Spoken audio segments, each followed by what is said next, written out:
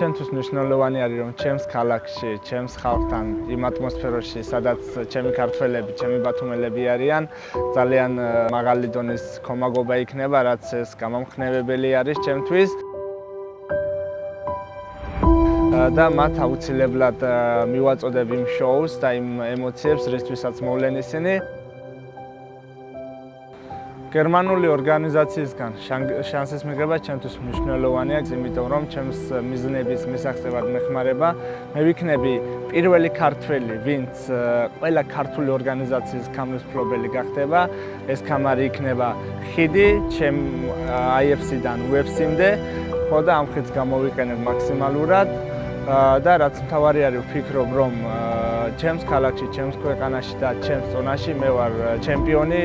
მეტოქეს რაც შეეხება არის გამოცდილი სტრაიკერი და მეც მასთან დგომში ვაპირებ ბრძოლას, მაგრამ არ დაგავიწყდეთ, რომ მე ყოველთვის ხელში მიჭირებ ჯოკერი, რაც არის ჭიდაობა, კარდიო, გამძლეობა და ამას ნებისმიერ შემთხვევაში საკადარიგოდ გამოვიყენებ.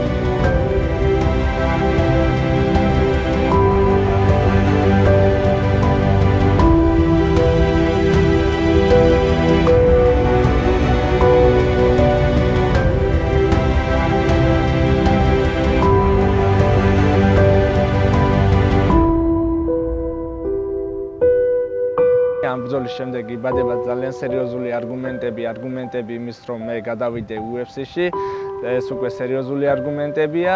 რა თქმა უნდა, ჩემთვის ბევრს ნიშნავს ეს და ამისთვის გავაკეთებ მაქსიმალურს.